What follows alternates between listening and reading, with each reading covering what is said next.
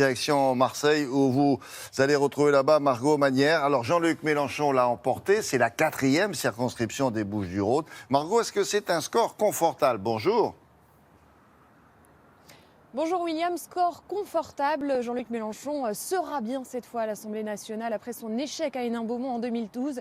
C'est une victoire pour Jean-Luc Mélenchon ici à Marseille. Jean-Luc Mélenchon élu dans la 4e circonscription des Bouches-du-Rhône. Vous l'avez dit, il bat nettement la candidate de la République En Marche, Corinne Versini. Son score, près de 60% selon les résultats définitifs. Jean-Luc Mélenchon ému hier soir, les larmes aux yeux, a remercié Marseille. Je suis chez moi, a-t-il dit après avoir été accusé de parachutage pendant la campagne.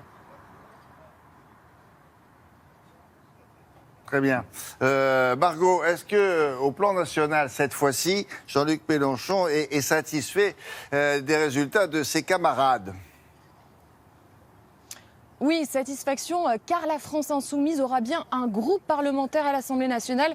C'était l'autre enjeu de la soirée. Son bras droit, Alexis Corbière, ou encore le journaliste engagé François Ruffin seront à ses côtés à l'Assemblée nationale. Jean-Luc Mélenchon, qui se présente donc désormais, je cite, comme le chef de file de la résistance sociale. Merci beaucoup, Margot. À tout à l'heure.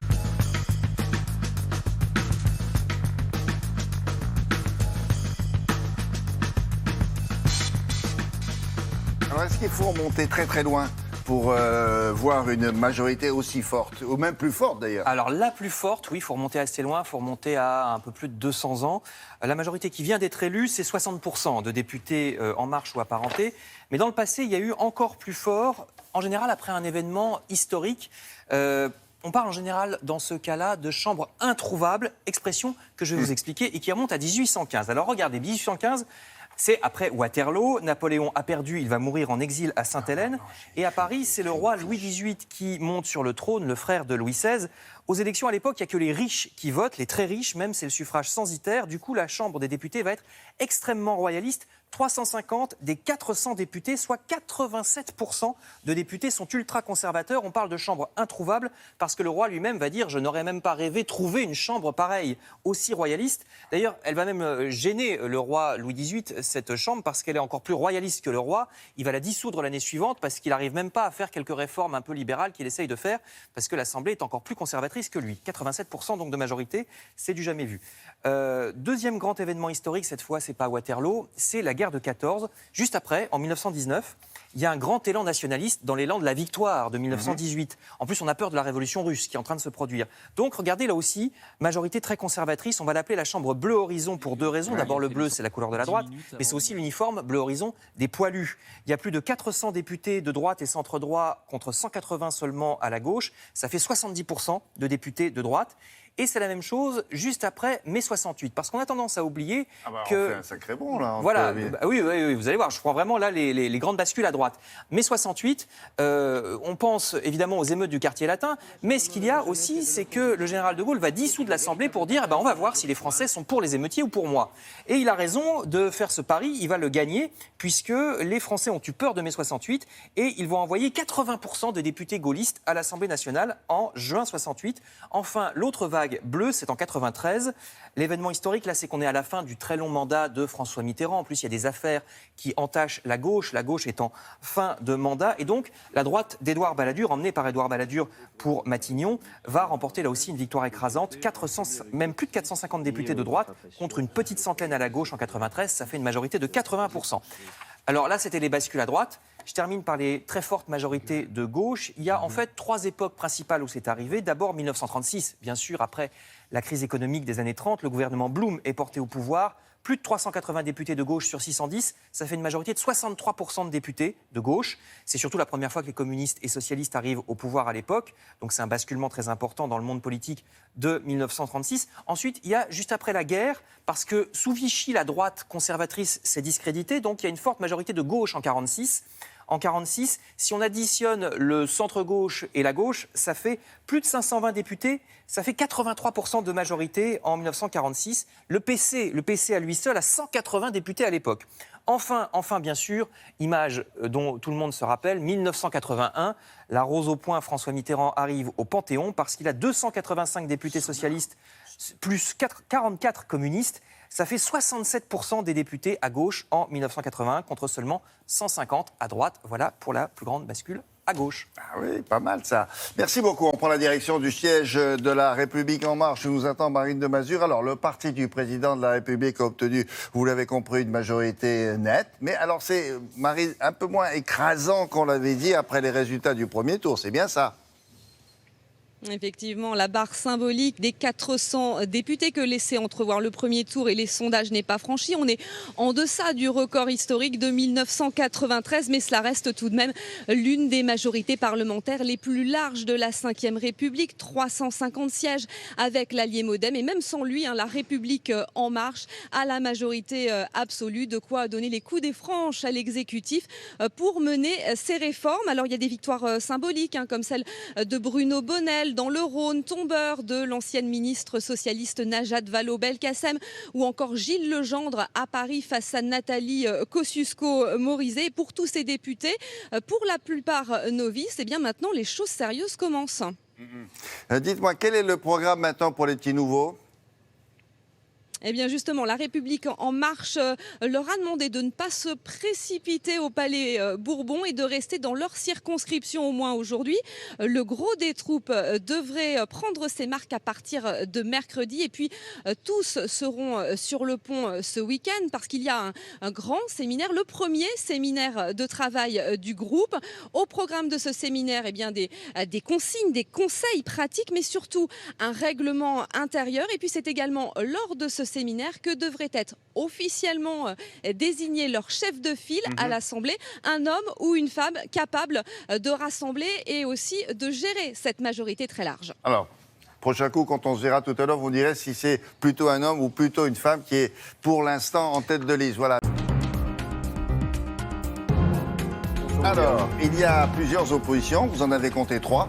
Je pense que vous ne vous êtes pas trompé. D'abord, à droite, est-ce qu'elle est uniforme, cette opposition de droite, là?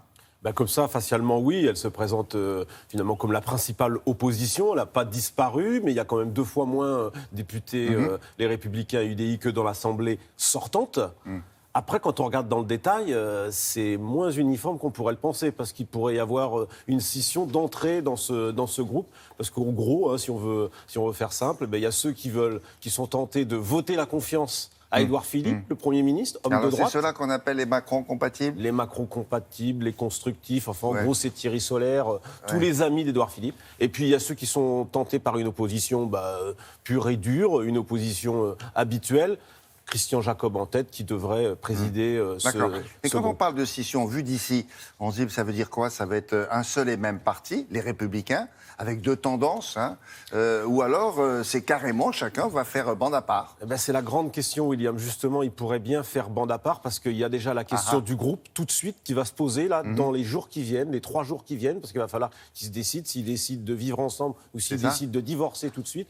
Et puis ensuite, il y aura la question du parti. Peut-être qu'il y aura une prolongation au niveau du parti entre ceux qui sont tentés par une opposition musclée et puis ceux qui veulent une opposition plus constructive. Donc peut-être un grand changement, mais assez rapide. Assez rapide. D'accord. De l'autre côté, que peut faire la gauche? Et puis la gauche ou les gauches? La gauche, d'abord, elle est quand même divisée. Elle n'a pas totalement disparu, contrairement à ce qu'on nous avait dit. Les socialistes, une poignée, une grosse vingtaine, 10 fois moins que dans l'Assemblée sortante. Alors eux, c'est une reconstruction complète. Il va déjà falloir se trouver un leader, des idées. Enfin, il reste quelques jeunes députés. Olivier Faure, qui est député de Seine-et-Marne, qui était le président sortant des socialistes. Ça va être un petit peu l'homme fort de ce petit groupe. Et puis, il y a surtout, j'allais dire, les extrêmes. D'abord, Jean-Luc Mélenchon, qui va être la grande gueule de cette Assemblée, pardonnez-moi l'expression. Il rentre à l'Assemblée, il commence une carrière de député à 66 ans, et on va l'entendre. Et on va l'entendre, mais quand vous parlez de grande gueule, là aussi, je mets des guillemets, dans l'opposition, ça va être une grande gueule à l'opposé, les populistes, comme on les appelle. Il y a aussi Marine Le Pen. Exactement, ils vont se disputer, j'allais dire, le ministère de la Parole dans l'Assemblée. Ça va être un peu la compétition entre les deux, avec un avantage pour Jean-Luc Mélenchon. Il a un groupe, ça c'est important, 17 élus. Il va pouvoir avoir des moyens, exister plus que Marine Le Pen, qui, même si elle a 8 députés autour d'elle, sera quand même un peu isolée dans cette Assemblée nationale. Et un groupe qui pourrait s'agréger aux communistes, ou il n'en est pas question? Alors, il peut faire ça tout seul, s'il veut. Il peut aussi avoir un groupe un peu plus important. S'il arrive à s'entendre avec les communistes, c'est pas certain. Oui, ça se saurait, ouais. Vous avez C'est raison. pas Vous avez raison. Merci beaucoup, Bruno. À tout à l'heure.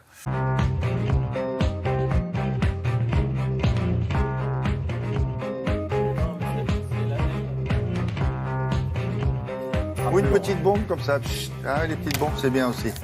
Bon, allez, on commence par quoi? Eh bien, on commence, William, par quelques unes évocatrices. Scrutin historique. Macron a sa majorité. La confirmation En Marche. Nouvelle vague. En Marche en force, ou encore l'emprise du milieu. Ça, eh bien, c'est la vanne du jour à la une de Libération sur un fond jaune. Vous avez là un aperçu de la salve d'applaudissements qui accompagne l'irruption tonitruante du parti présidentiel sur la scène législative. Cela dit, il convient de faire un petit peu de mathématiques. Alors rassurez-vous, c'est du niveau co moyen première année. Sur le site du ministère de l'Intérieur, eh bien, vous trouverez ces chiffres. Alors il s'agit là des résultats du premier tour des législatives.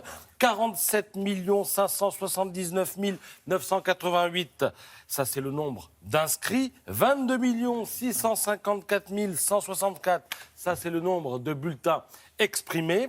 47% donc. En Marche plus le Modem, on le voit, 28 plus 4, un petit peu plus de 32%. 32% de 47%, ça nous donne 15% des inscrits qui ont choisi le macronisme. Maintenant, regardez ce beau camembert, 361 députés macronistes, 361 sur 577, ça fait 62,5%. Disposés de plus de 62% des sièges avec 15% des inscrits. Objectivement, c'est un tour de passe-passe dont le seul précédent, à ma connaissance, remonte à la Bible avec l'épisode de la multiplication des petits pains. Alors, c'est bien pour ça que ce matin, alors qu'on se réveille au lendemain d'un second tour marqué par une abstention encore plus stupéfiante, 57%, eh bien, l'Humanité titre avec ironie « Carton plein et urne vide pour Macron ». Dans la Croix, on va même, sous la plume de Jean-Christophe Ploquin, jusqu'à parler de triomphe en trompe-l'œil. Alors, bon, 57% d'abstention, c'est vrai, c'est historique, c'est un effroyable record, mais avant de s'en affoler, il faut préciser que la victoire d'En Marche est incontestable. Les règles de l'élection étant les mêmes pour tout le monde. Alors après, effectivement, l'abstention, c'est un sujet. La première responsable, c'est, devinez qui, Nathalie Riouet.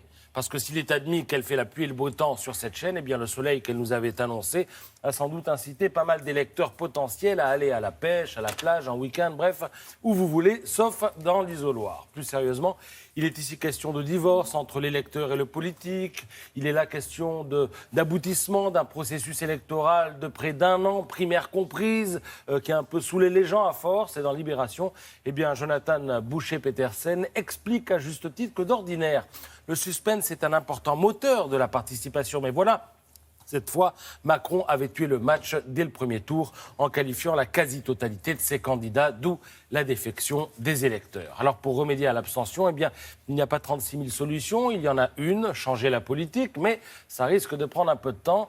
Après, on peut toujours tenter de rendre le vote obligatoire, mais en l'absence d'une telle mesure, eh bien, certains suggèrent d'organiser les législatives le même jour que la présidentielle. L'élection des députés profiterait ainsi d'une participation présidentielle dont chacun sait qu'elle est en général supérieure à toutes les autres, la présidentielle étant la mère de toutes les élections. Alors, en attendant, Macron a gagné son pari de A à Z, au point d'inspirer ses lignes à Laurent Geoffrin dans Libération. Il y a un an, Emmanuel Macron n'avait rien ou presque dans la République. Aujourd'hui, sinon un fragile Marocain dans un gouvernement en bout de course. Aujourd'hui, il a tout, venu de nulle part, il est désormais partout. Pouvoir hégémonique, dictature centriste, nous n'en sommes pas là, effectivement.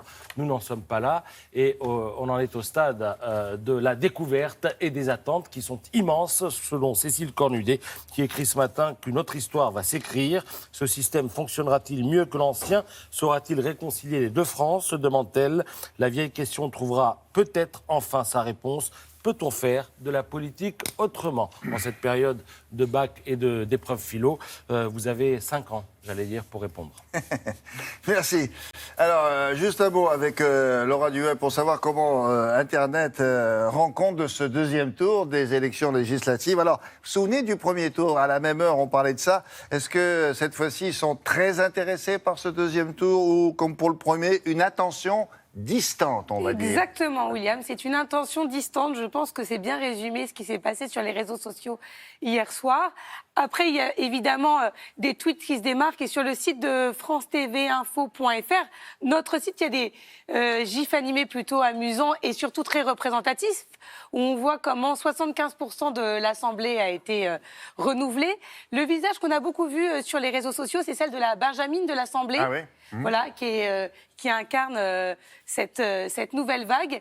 Et ensuite, évidemment, tous les sites internet d'information se sont régalés en postant tous les bulletins qu'ils avaient trouvés un peu insolites dans les urnes, puisque visiblement, dès qu'on dépouille et qu'on trouve un bulletin insolite, on le poste. Donc il y avait, et cette fois-ci encore, pas mal de créativité, notamment pour le vote blanc. Alors, vous voyez, vous avez plusieurs synonymes du mot blanc, la façon de l'exprimer. Michel Blanc, oui. Michel Blanc, Laurent Blanc, le verre de vin blanc et le Mont Blanc.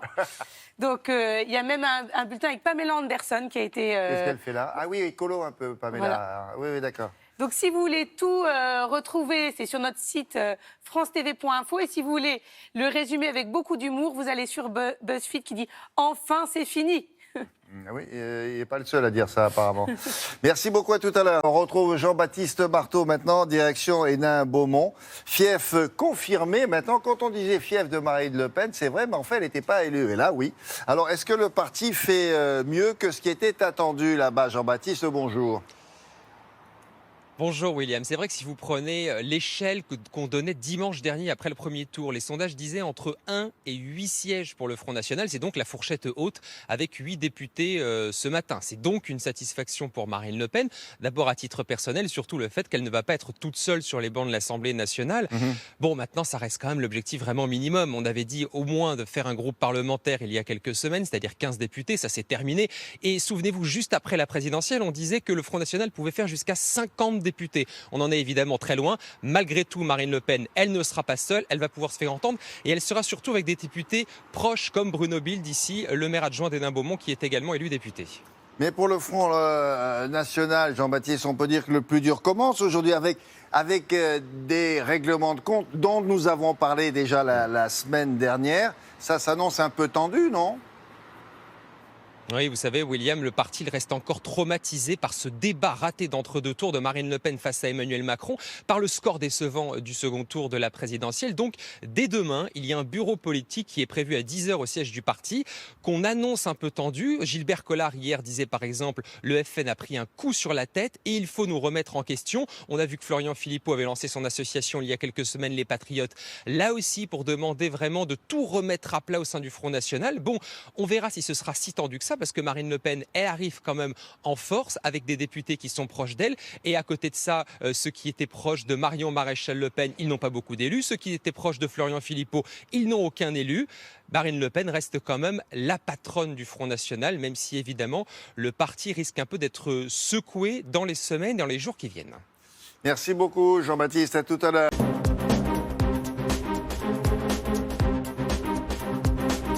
Du coup, je vous ai bombardé, directeur.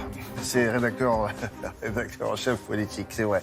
Bon, alors, Emmanuel Macron a gagné son pari. Là, on est d'accord là-dessus. Il a une majorité large, même si on s'attendait à un peu plus de députés. Est-ce que ce rééquilibrage de la part de ces électeurs-là, ça ne les gêne pas au parti En Marche ? Mais non, je crois que ça ne le gêne pas du tout, parce que figurez-vous, ça avait été retrouvé d'ailleurs dans les archives de la campagne. Emmanuel Macron, pendant la campagne, avait dit « Si je suis élu, je ne veux pas d'un parti unique ». Alors il est servi hier soir, finalement, la peur du parti unique dénoncée par les oppositions, elle n'a pas eu lieu hier soir, puisqu'il y a une opposition, une vraie opposition assez suffisante pour pouvoir s'afficher comme telle. Cette critique éventuelle. Oui, finalement, c'est parfait, tout ça, tout va bien, exactement comme il voulait. Alors maintenant, on va voir le nouveau groupe parlementaire à l'œuvre. C'est un groupe jeune, beaucoup de femmes. Oui, jeunes, 50 moins en moyenne d'âge, beaucoup de femmes, ça c'est intéressant, il y a au moins pratiquement presque 240 femmes, et là on redevient un bon élève, on était un mauvais élève et on est passé à une soirée bon élève des parlements européens, divers aussi, il y a beaucoup de gens issus de la diversité, et puis beaucoup de nouveaux de la société civile, ça c'est intéressant. Justement, ces nouveaux en politique, on a beaucoup gossé là-dessus la semaine dernière en disant ils connaissent pas leur sujet, ils n'arrivent pas à expliquer le projet du président. Ce n'est pas le cas de tout le monde. Est-ce que c'est la promesse quand même d'un Parlement renouvelé qui est parfaitement tenue ? Oui. Elle est tenue, et même si la semaine dernière, c'est vrai que moi, ça m'a plutôt choqué ce procès en illégitimité et en incompétence, parce qu'ils sont nouveaux, parce qu'ils n'ont jamais fait de politique. Et c'est vrai que 2/3 des députés de cette Assemblée n'ont jamais mis les pieds au Palais Bourbon. Et ça, c'est une révolution, ce n'était pas arrivé depuis la libération, depuis 70 ans. Mais c'est encourageant peut-être. Je ne sais pas, c'est un désir de démocratie aussi. Je pense qu'en tous les cas, comme point de départ, c'est du sang neuf qui arrive à l'Assemblée. Et franchement, il y en avait quand même besoin. Est-ce que vous estimez, vous qui connaissez bien la politique, puisque c'est votre métier aussi, que ces gens-là vont vite apprendre ? Oui, ils vont vite apprendre. De toute façon, toute personne de la société civile devient politique le jour où elle entre à l'Assemblée. Il va falloir quelques semaines pour apprendre. Ils vont être encadrés. Et après, on les verra à l'action. Et c'est là qu'on mesurera si c'était intéressant ou pas qu'il y ait des nouveaux députés, et surtout des députés issus de la société civile. On entendra sur ce sujet Jean-Paul Delevoye tout à l'heure dans Les 4 vérités. Merci, on se retrouve tout à l'heure, Bruno. Bonjour Jean-Paul Delevoye. Bonjour Carole. Nous allons parler naturellement du nouveau visage de cette Assemblée nationale, mais d'abord quand même, près de 6 Français sur 10 qui ne votent pas. Est-ce que vous, qui avez toujours le souci du territoire, de ce que ressentent et ce que disent les Français, vous dites attention, c'est un chiffre qui doit être pris au sérieux, c'est une alerte? Bien sûr. La République est orpheline de ses électeurs qui ne vont pas voter. Et je crois que nous devons être attentifs à ce que ce silence, le silence des nations, est quelque chose de très préoccupant. Quand le peuple ne s'exprime plus, il a tendance quelquefois soit à être prêt à se dissocier de la République, soit au contraire à attendre une formidable capacité de révolte. Et donc notre objectif à nous, c'est de faire en sorte que sur le terrain, nous mettions un terme à cette fatigue des parlementaires. Alors comment on fait ça? Ça fait des années qu'on veut mettre un terme à la fatigue des parlementaires, comme vous dites, mais aussi à ce lien qui est distendu entre les Français et la politique. Par les nouvelles pratiques. Nous avons très clairement dit que lorsque nous avions choisi nos nouveaux candidats, nous voulions de nouveaux visages, de nouveaux profils et de nouvelles pratiques citoyennes. Et j'étais aussi attentif à la 4e chambre. Je ne cessais de plaider pour qu'il y ait une chambre des citoyens au sein de la République, c'est-à-dire une démocratie délibérative. Comment donner aux citoyens la possibilité de co-construire les lois?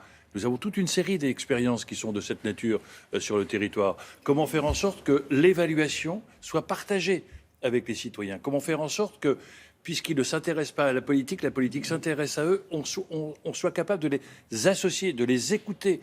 Et donc, il va falloir que nos parlementaires aient une attitude d'animation sur le terrain extrêmement forte. Alors, ça veut dire qu'il faut qu'ils changent de job, vos parlementaires. L'une des critiques qui est formulée par rapport à cette nouvelle Assemblée, c'est de dire... Il y a du renouvellement, c'est formidable, mais ce sont des novices. Comment est-ce que vous allez les former, puisque vous allez participer à cette session de formation ce week-end? Quel va être l'objectif? Vous dites qu'il va falloir qu'ils soient des animateurs sur le terrain. Il va falloir qu'ils fassent les lois aussi. Alors, heureusement qu'ils sont novices. C'est un regard nouveau, c'est un regard critique. Vous-même et moi-même, vos premières interventions, vous étiez au top. Moi, pas du tout. Si on avait jugé mes premières interventions, on m'aurait jamais demandé de continuer en politique. Donc, les qualités humaines, elles s'acquièrent, elles sont là, elles sont innées. Et nous avons choisi des candidats pour leurs qualités humaines. Les connaissances, ça s'acquiert. Et ce que nous allons faire, c'est qu'effectivement, ce nouveau regard, cette capacité critique, cette capacité de construction fait que nous ne sommes plus dans une société d'obéissance où on demande aux parlementaires d'obéir au gouvernement. Nous sommes dans une société d'adhésion. Il va falloir que les ministres convainquent. C'est intéressant ce que vous dites. Ça veut dire que ce ne sera pas une majorité docile, forcément. Au contraire. Au contraire. Vous imaginez ces nouveaux visages arriver, on va leur dire, voilà, c'est comme ça. Ouais. Tu t'assois là, tu votes l'amendement et t'obéis. Pas du tout. C'est le contraire de la société française. Il faut que la société française prenne conscience que nous avons dans ce groupe un nombre très important, non pas pour écraser, mais nous avons la capacité de pouvoir contester, mais contester de façon positive, avoir des débats contradictoires, représenter ce qui fait la diversité de la société française. Vous voulez des frondeurs, Jean-Paul Delevoye? Pas des frondeurs, des hommes et des femmes constructifs, et de retrouver le sens du débat. Le débat en France est un théâtre d'hypocrisie totale. Quelqu'un de droite va dire blanc, quelqu'un de gauche sera obligé de dire noir. Nous avons la capacité, en notre sein, de pouvoir nous écouter, nous comprendre, nous échanger et co-construire. C'est ça qui est assez extraordinaire, c'est de faire en sorte qu'on s'enrichisse par la différence et, pour reprendre la philosophie du président, de réconcilier les différences. Est-ce que c'est vraiment un nouveau visage, cette Assemblée nationale? 70% des élus En Marche viennent des classes supérieures, c'est un renouvellement, mais ce n'est pas le peuple de France qui arrive à l'Assemblée nationale. Alors la notion de représentativité, c'est intéressant. Est-ce qu'on doit prendre la sociologie française et dans ce cas-là dire il faut tant de retraités, tant de jeunes? Il faut simplement des hommes et des femmes qui ont du crédit, qui ont de la résonance locale, qui sont capables d'inspirer et de susciter la confiance, de faire en sorte qu'on puisse aller les voir, les écouter, pas pour être récupérés, mais pour apporter la capacité d'une intelligence collective. Nous sommes rentrés dans une société de la connexion, de l'intelligence. Et il faut des hommes et des femmes qui, sur le terrain, soient des références d'écoute, de proposition, d'animation. Est-ce qu'il faut qu'Emmanuel Macron prenne la parole? Il est très silencieux depuis le début de cette session des législatives. Il y a 6 Français sur 10, je le disais, qui ne sont pas allés voter. Est-ce qu'il n'a pas quelque chose à dire à ces Français-là ou alors à ceux qui lui ont fait confiance? Ce qui est intéressant, c'est qu'Emmanuel Macron a parlé, mais comme par hasard, on oublie ça. C'est assez fascinant de voir que les parlementaires n'ont aucun souci sur le calendrier. Dès la semaine prochaine, aujourd'hui déjà, on les reçoit. On va faire un séminaire ensemble. Formation et un séminaire sur lequel... C'est un séminaire de formation? C'est pas grave de dire ça. Non, c'est un séminaire de réflexion. Comment on s'organise quand on est à 350? Comment on participe à l'élaboration des lois? Le calendrier étant très clair, le ministre de la Justice va tout de suite déposer sa loi sur la transparence. Ensuite, les lois sur la loi travail. Les parlementaires doivent être associés aux enjeux politiques, au calendrier électoral, et faire en sorte qu'ils puissent aller sur le terrain, dire aux électeurs, vous avez voté ou vous n'avez peut-être pas voté, mais cette loi vous intéresse, participez à cette loi, et nous allons avoir un travail d'évaluation. C'est formidable ce qui est en train de se passer, nouveaux visages, féminisation, jeunesse, rajeunissement, enracinement sur le terrain. On pourrait dire le plus dur commence, maintenant. C'est pas le plus dur, nous avons fait ça pour relever tous les défis. C'est-à-dire que nous sommes totalement passionnés. N'oubliez jamais qu'il y a l'incarnation du président de la République qui a su créer cet enthousiasme pour lui donner une majorité. Il y a cette animation sur le terrain des marcheurs, cette énergie citoyenne qu'il nous faut développer et cette capacité qu'il y a de vouloir transformer le pays. Bon, vous êtes encore un homme de droite, Jean-Paul Delevoye? Je suis un homme gaulliste, c'est-à-dire que je crois à la grandeur de la France et à l'intelligence citoyenne. Donc, quand vous voyez certains de vos anciens camarades au tapis, qu'est-ce que vous dites de l'état de la droite aujourd'hui? D'abord, je suis très malheureux parce qu'il y a des députés qui ont fait leur travail, qui auraient pu mériter de la reconnaissance de leur travail et qui ont été battus par ce mouvement, cette énergie qui aujourd'hui s'est déployée. C'est ce que vous pour vouliez donner. quand même. Bien évidemment. Mais vous savez, moi j'ai toujours du respect pour celles et ceux qui subissent une défaite. C'est un moment douloureux, c'est un moment difficile, c'est un moment où les assistants parlementaires ont perdu leur travail, où leurs familles ont perdu un certain nombre de statuts sociaux. Donc moi je ne suis jamais dans le mépris du battu. Je suis au contraire dans le fait de dire, vous avez été battu, mais vous avez des qualités personnelles, soyez fiers et peut-être venez nous apporter votre expérience, y compris par le sens critique qui était le vôtre. Vous dites ça aussi à ceux qui sont encore aujourd'hui, qui ont été élus à droite, au Parti Les Républicains. Vous leur dites soyez les bienvenus dans le grand groupe La République En Marche? Vous savez, il y a une volonté très forte de transformer le pays et d'apporter au président les moyens d'agir. Qu'il y ait au sein du groupe République En Marche ou dans une majorité qu'on qualifie de majorité de projet. Merci beaucoup Jean-Paul Delevoye, c'est à vous William. À tout à l'heure.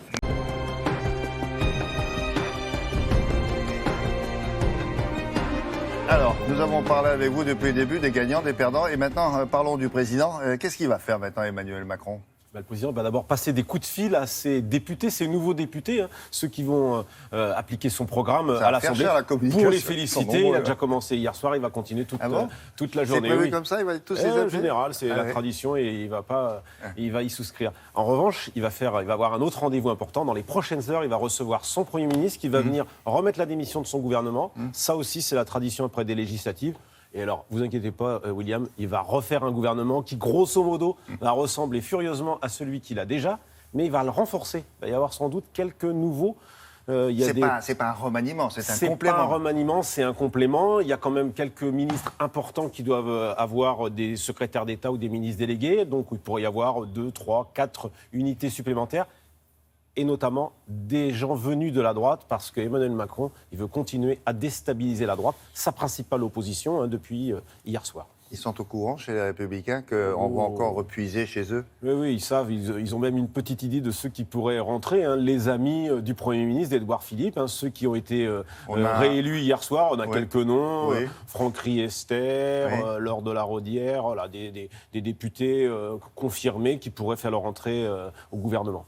D'accord. Qu'est-ce qu'on peut attendre de ce gouvernement remanié ou recomplété Qu'ils se mettent au travail, parce que c'est vrai que pour l'instant, dans la période, ça a été, j'allais dire, le plus facile. Le président a fait des belles images, de la belle communication, il a été très habile, pas trop en dire, mais un petit peu quand même, avec sa loi sur le travail, sa loi sur la moralisation de la vie politique, et puis son déploiement à l'étranger. Maintenant, il va falloir passer aux choses sérieuses. Le plus dur commence, William, pour ce président de la République et son immense armée de députés. Bon, et ils savent qu'ils doivent avoir, ou il faudrait qu'ils aient une petite période de formation rapidos, parce que là, justement, le temps presse. Jean-Paul Delevoye disait à l'instant qu'ils allaient avoir un séminaire le week-end prochain, déjà pour définir un petit peu les postes, parce qu'il va falloir élire un président des députés, les Républicains, des députés, En Marche, et puis il va falloir élire un président de l'Assemblée. Et ça va être un personnage important, parce qu'il va falloir tenir en tant qu'observateur, vous leur donnez quoi pour qu'ils aient le temps de bien absorber tout ça, le temps de commencer les réformes? C'est rendez-vous septembre ou rendez-vous fin juillet? Rendez-vous septembre, parce qu'en fait, la chance d'une nouvelle législature comme maintenant, c'est qu'ils ont le mois de juillet et sans doute un petit peu le mois d'août pour trouver leur marque. Il y a quelques textes. Pour l'instant, on n'a pas idée tellement de tous les textes qui vont arriver. Ils vont avoir le temps un peu de se préparer. Et puis c'est en septembre qu'arriveront les questions d'actualité, où là, les nouveaux députés devront ferrailler avec l'opposition, pas très nombreuse, mais sans doute virulente. D'accord, merci Bruno, merci beaucoup. Allez, vous avez déjà l'idée de la une de match des jours qui arrivent, là? Non, ou pas encore? C'est un peu tôt. Non, un peu tôt quand même. Elle sera forcément politique. Une chance sur deux. Puis il y a la génération Macron, mais il y a aussi l'affaire Grégory, William, quand même. Merci Bruno, à bientôt. Allez, la météo maintenant avec Nathalie Riouet. Vous avez entendu parler de la canicule, on va voir si c'était... On prend la direction maintenant du siège des Républicains où nous attend là-bas Thierry Curtet. Thierry, le constat est un peu amer, c'est la plus grosse défaite sous la Ve République pour la droite, même si on aurait pu craindre le pire après le premier tour, non ? Effectivement, William, ils n'ont jamais été aussi peu nombreux à droite dans l'hémicycle que cette fois-ci. Et puis certains, cela en rendait certains amers hier soir. Et ils cherchaient des responsabilités. Et lorsqu'ils cherchaient des noms, 3 noms revenaient régulièrement. Ils étaient régulièrement cités, ceux d'Édouard Philippe, de Gérald Darmanin et de Bruno Le Maire. Ces 3 élus de droite qui ont cédé à Emmanuel Macron pour composer son gouvernement. Certains allaient même plus loin, les traitant de traîtres sans colonne vertébrale, en oubliant tout de même, William, un peu vite, la sévère défaite de la droite à la présidentielle. Alors qu'est-ce qui va se passer maintenant pour ce parti-là ? Maintenant, il faut trancher la ligne. Cela ne peut plus durer comme ça, disent certains. Il faut tout changer. Le ripollinage ne suffira pas. Et paradoxalement, la large majorité obtenue par Emmanuel Macron peut aider la droite en cela, car certains élus expliquaient que les députés de droite Macron compatibles auront beaucoup de poids en moins. Ils pèseront assez peu, car Emmanuel Macron n'aura pas forcément besoin d'eux. Et on sait que Laurent Wauquiez veut imposer une ligne dure à la droite, mais la droite veut se donner le temps de la réflexion. Merci Bruno, merci beaucoup. À plus tard Thierry. Bonjour Jean-Christophe Lagarde. Bonjour. Est-ce que vous diriez ce matin que cette majorité est légitime malgré le fort taux d'abstention historique, puisque près de 6 Français sur 10 ne se sont pas déplacés? Bien sûr qu'elle est légitime, d'abord parce qu'il y a eu l'élection présidentielle et ensuite cette élection législative. Il y a des Français qui ont choisi de ne pas aller voter, ils ont laissé les autres choisir à leur place. Il y a une majorité absolue donnée à La République En Marche. On peut le regretter parce que c'est un chèque en blanc donné au président de la République et à son parti, mais c'est légitime. Légitime, ça ne veut pas dire que c'est solide. C'est aussi fragile. Pourquoi c'est fragile ? Parce que c'est vrai que dans le pays, il y a une base sociale, une base citoyenne très étroite à cette majorité. Je crois que ça doit représenter un peu moins de 15% ou entre 15 et 20% des Français. Et pour réformer de façon large, on a besoin d'être solide sur ces bases. C'est intéressant, Jean-Luc Mélenchon lui demande un référendum sur les réformes à venir, considérant qu'il n'y a pas de légitimité aujourd'hui de cette majorité-là pour conduire les réformes, notamment celle douloureuse annoncée de la réforme du Code du travail. Je crois, mais ce n'est pas la première fois que Jean-Luc Mélenchon a tort. D'abord, les Français, c'est peut-être aussi pour ça qu'il y a eu une forte abstention, en ont assez de la séquence électorale et disent aux nouveaux responsables politiques, à la fois au nouveau président de la République, au gouvernement, à la nouvelle Assemblée nationale, maintenant travaillez. Faites en sorte que notre pays redémarre. Faites en sorte peut-être de ne pas rejouer les jeux éternels de celui qui est en face de moi, il est mauvais parce qu'il n'est pas avec moi. Faire en sorte de travailler pour réformer le Code du travail, pour faire en sorte que l'éducation nationale se redresse. Bref, faire une France nouvelle. Il y a une nouvelle page politique à écrire, et nous, à l'UDI, avec les élus. Et elle va que être vous compliquée, évoquez. cette page, pour la droite. C'est l'un des plus mauvais scores pour la droite sous la Ve République. Dans quel état elle se trouve ce matin? Quels mots vous utiliseriez pour qualifier la situation de la droite française? Une défaite, mais vous me permettrez de m'occuper du centre de l'UDI. C'est plus facile. Que de la droite. C'est plus mon rôle. Si je devais Ça n'a pas toujours été le cas. Si je devais m'occuper de la droite, très franchement, je ne serais peut-être pas président de l'UDI, je serais peut-être chez les Républicains. Et oui, il y a une défaite, et il faut qu'il se reconstruise, il faut aussi qu'il décide quelle attitude adopter. Pour nous, ça a été très clair pendant la campagne électorale. On souhaite contribuer au redressement de la France. À chaque fois que les idées qui sont portées, comme c'est le cas d'ailleurs sur la construction européenne, comme c'est le cas sur l'égalité devant les retraites, sur la réforme du Code du travail, encore qu'il faudra rentrer dans les détails, on souhaite apporter nos idées. Et il y a un piège dans lequel il ne faut pas que Emmanuel Macron, son gouvernement, sa majorité à l'Assemblée nationale tombe désormais. C'est de n'écouter personne.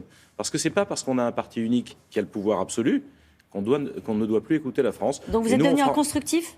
Moi, d'abord, je ne suis pas devenu un constructif. J'engage ce mandat avec mes amis de façon positive. Positive, ça veut dire, il y a des idées qu'on porte depuis des années, elles ont été reprises par Emmanuel Macron, évidemment qu'on va les soutenir, on ne va pas jouer au petit jeu, parce que ce n'est pas nous qui les portons, de dire le contraire de ce que nous disions hier. Mais aussi capable d'alerter lorsqu'on fait fausse route, lorsqu'on se trompe.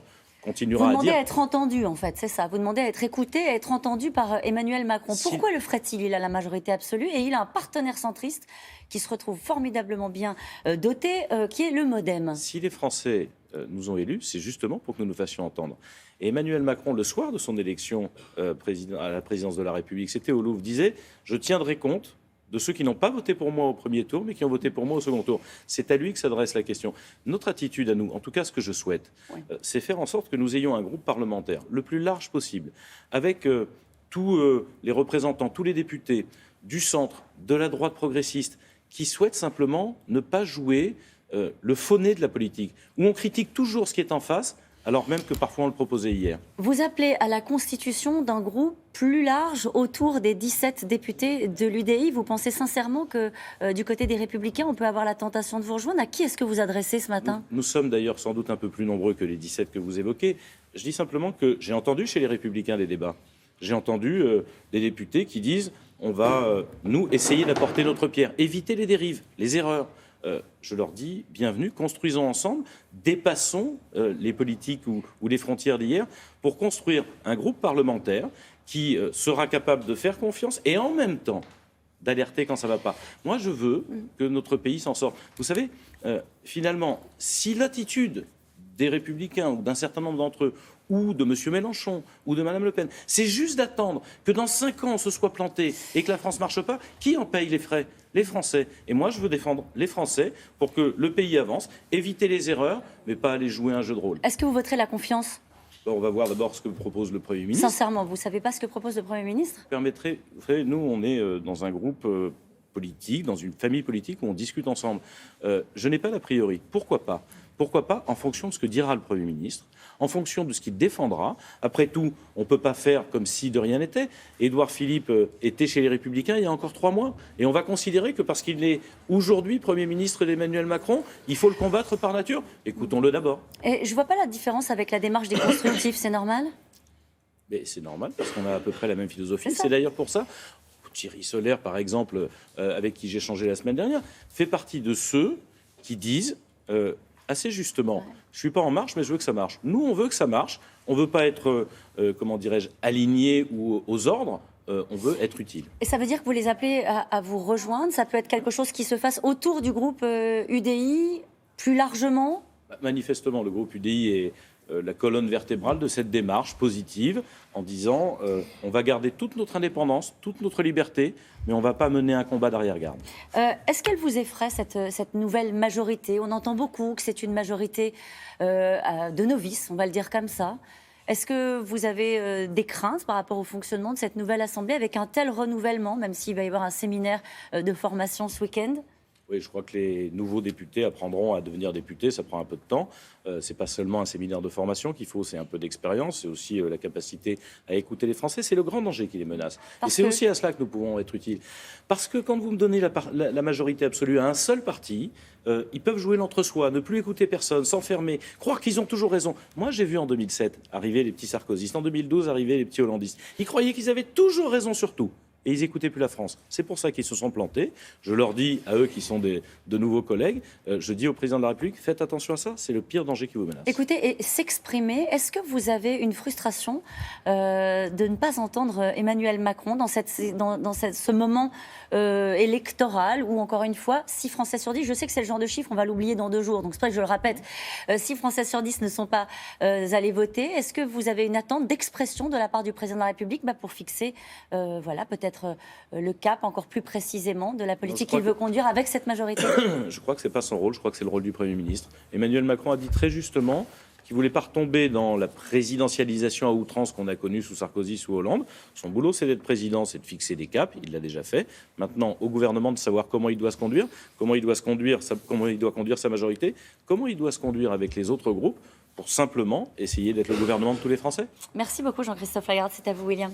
Vous savez, ça lui manque à Caroline, un président de la République qui parle souvent. Mais oui, on n'a plus l'habitude. Hein.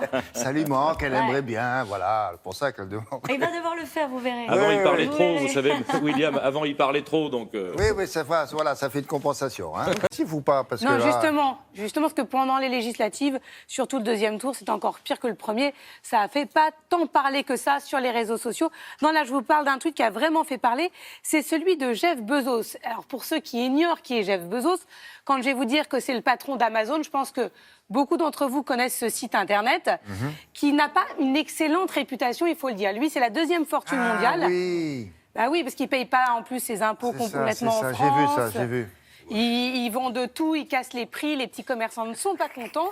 Et à un moment, il s'est dit, bon, j'ai quand même mauvaise réputation. En tout cas, on peut penser qu'il l'a pensé lui-même. Et il a fait un tweet qui a eu beaucoup de succès juste avant le week-end en disant, écoutez, voilà, comme j'ai beaucoup d'argent, je suis la 2e fortune mondiale, j'ai des envies philanthropiques d'aider.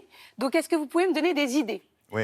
Donc là, il y a 18 000 internautes qui ont répondu tout de suite, en lui donnant bien sûr plein d'idées. Il dit, je veux que l'essentiel de mon activité philanthropique serve aux gens ici et maintenant et de manière durable. Alors moi, j'ai envie de dire, est-ce que c'est un coup de buzz ou vraiment une envie d'aider son prochain ? Je reste sceptique. Je pense que c'est les deux. Alors vous imaginez ce qu'il a reçu en disant donnez-moi votre pognon, pour me régler. Ça sera pour commencer. Ça sera très bien. Alors il est en passe de dépasser Bill Gates. C'est à quelques millions de dollars près, hein, mais ça va se faire. Maintenant, avec Jean-Philippe Vieux, nous avons choisi cette semaine de vous parler du retour de la comédie Le cas Martin Piche. Ça vous dit peut-être rien, mais ça a fait salle comble pendant 2 années, et il n'y a pas si longtemps que ça d'ailleurs. Retour à l'affiche, et si vous n'avez pas pu le voir à l'époque, il faut y courir. Hein. Oui, tout à fait. Le spectacle qui suit est un succès qui a enflammé le off du Festival d'Avignon en 2015 et 2016. Écrit par Jacques Mouzenot et mis en scène par Hervé de Volder, tous deux également interprètes, Le cas Martin Piche, c'est le nom, fait partie de ces comédies où le rire et la pensée font bon ménage avec la fantaisie et l'humour. Ce fort bon moment de théâtre, accessible à tous les publics, se partage d'une part jusqu'à la fin juin au Théâtre Montparnasse à Paris et d'autre part tout ce mois de juillet en Avignon. Et croyez-moi, c'est un régal. Alors, monsieur Piche, qu'est-ce qui vous amène ? Oh, c'est ma femme qui m'a déposé en voiture. Mais enfin, les gens qui s'ennuient dans une salle d'attente, c'est parce qu'ils sont dans une salle d'attente qu'ils s'ennuient. Tandis que moi, c'est parce que je m'ennuie que je suis venu dans votre salle d'attente. Martin Piche vient consulter un psy qu'il ne connaissait pas jusque-là, et son cas est assez étonnant, il s'ennuie. Et plus la consultation avance, plus Martin Piche s'ennuie, et plus ça passionne le psy. Simplement, je dois avoir une sorte de maladie rare, parce que je vous assure que je m'ennuie vraiment tout le temps. Bon, en ce moment, vous vous ennuyez ? Oh là déjà, les histoires des autres ne m'intéressent pas, alors les miennes... que je connais par cœur. Martin Piche, que j'ai le plaisir d'incarner. Alors, lui, c'est un monsieur qui ne s'intéresse à rien. Donc, c'est un peu pour ça qu'il va voir un psy, voilà, pour résoudre le problème. Le psy que j'incarne est un scientifique passionné. Et en voyant arriver ce cas nouveau de Martin Piche, il s'enflamme littéralement. C'est confondant. Je vous chanterai la Traviata que alors, ça vous ferait ni chaud ni froid. Donna e mobile. Ah non, ça c'est pas la Traviata, ça c'est Rigoletto. Hein.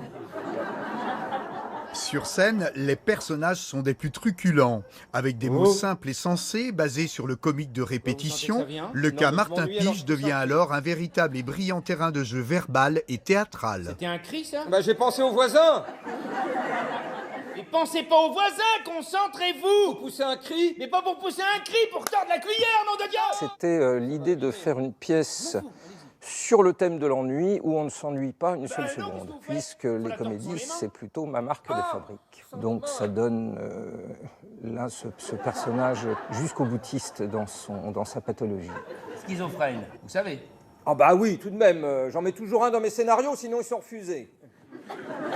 Le héros, c'est un réfugié politique islandais, transsexuel, qui a la maladie d'Alzheimer. Les salles rient autant qu'à une pièce de Feydeau. J'essaye de pousser la logique de l'absurde jusqu'à l'extrême. Alors que les situations sont beaucoup plus fines et délicates que l'on a l'habitude d'aller voir dans les comédies traditionnelles. Bah, j'ai dit que j'aimais mieux m'ennuyer au travail que de m'ennuyer à rien faire. Ah, mais c'est très intéressant ça. Donc, vous vous ennuyez moins au travail, c'est ça? Non, je m'ennuie pareil, hein, mais c'est mieux payé. Au vu du succès remporté ces derniers mois, le cas Martin Piche, véritable hymne à l'ennui, mettra certainement une fois encore le feu pendant le Off d'Avignon cet été. Tout en finesse, serti d'intelligence, cet original exercice de style est en même temps cocasse, surprenant, féroce et touchant à la fois. Le texte peaufiné avec soin, les situations comiques et puis le jeu précis des deux comédiens en font une réussite totale. Voilà, c'est terminé pour aujourd'hui. Très bon spectacle, très bon théâtre et à bientôt.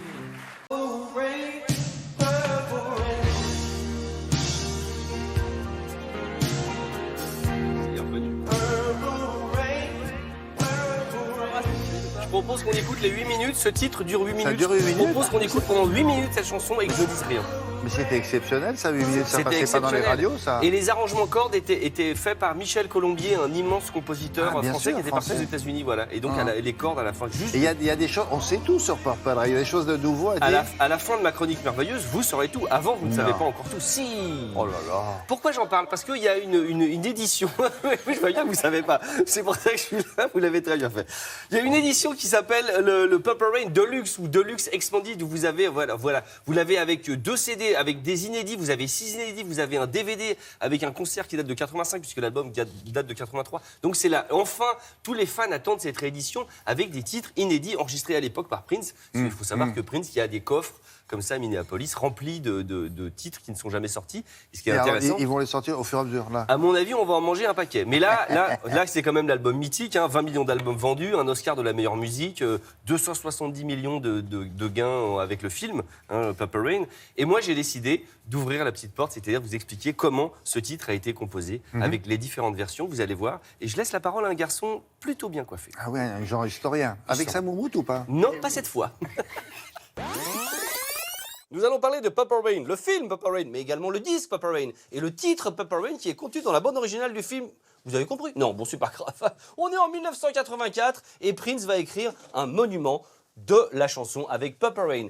Remontons d'une petite année et écoutons la démo. Qu'est-ce que c'est? Eh bien, c'est Prince à la guitare avec une petite boîte à rythme. Il n'y a pas de paroles, ça s'appelle pas Purple Rain et ça donne ceci. C'est hyper rare.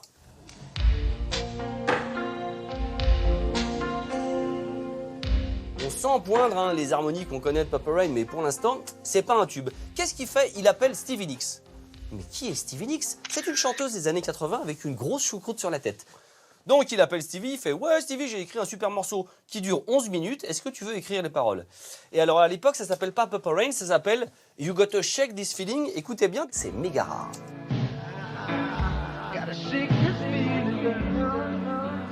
Donc Stevie Nicks, elle entend ça et elle, déjà, elle se dit 11 minutes, ça va faire beaucoup de paroles à écrire. Et deuxièmement, elle sent pas le tube. Donc elle rend gentiment le morceau à Prince en disant « Tiens, c'est super, mais je vais rien en faire ». Prince décide d'écrire les paroles de la chanson lui-même. Il va choisir ses 2 thèmes de prédilection. D'abord, la couleur pourpre et sa saison préférée, la pluie. Purple Rain, bim boum, c'est parti. Et il décide de la jouer à son groupe de l'époque, The Revolution, puisque c'est Prince and The Revolution. Et moi, je vous ai retrouvé la bande originale de Prince qui dirige les musiciens en leur disant « Ah, faut rester là sur cet accord, attention, vous êtes gourés et tout ». Écoutez bien, c'est absolument rare et dingo. Donc il leur explique, là il reste en Fa, donc il leur dit « Stay in F ». Petit roulement de batterie, vous allez voir, il se trompe sur l'accord, écoutez bien. Non, non, les gars, vous devez jouer en si bémol et tout. C'est incroyable, non? Est-ce que je vous ai déjà parlé de Journey et son titre Faithfully écrit en 83? Non? Faut vous le faire écouter tout de suite. Petite balade au piano, très simple. Et là, vous vous dites, mais pourquoi il nous fait écouter de Journey? On était sur Prince. Eh bien, il se trouve que quand Prince a écrit Purple Rain, il s'est tout de suite dit, mince, la suite d'accords, ça ressemble au titre de Journey. Donc, qu'est-ce qu'il a fait? Parce qu'il est extrêmement élégant. Il va voir l'auteur Jonathan Cain du titre. Il lui dit, Jonathan, j'ai écrit ce titre Purple Rain, je te le fais écouter. Est-ce que tu trouves que ça ressemble à ton titre? L'autre lui dit, non, pas du tout. Et peut-être qu'il s'en est voulu un petit peu après parce que c'est devenu un gros tube Purple Rain. Je vais vous faire la preuve que les deux titres se ressemblent parce que j'ai mis l'un sur l'autre Purple Rain et Journey. Et écoutez bien, ça donne ceci.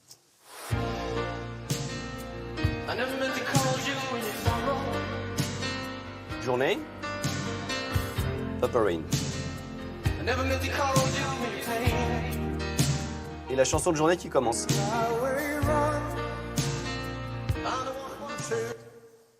Ah, comme quoi l'inspiration, on sait jamais d'où ça vient. Comment il s'appelle?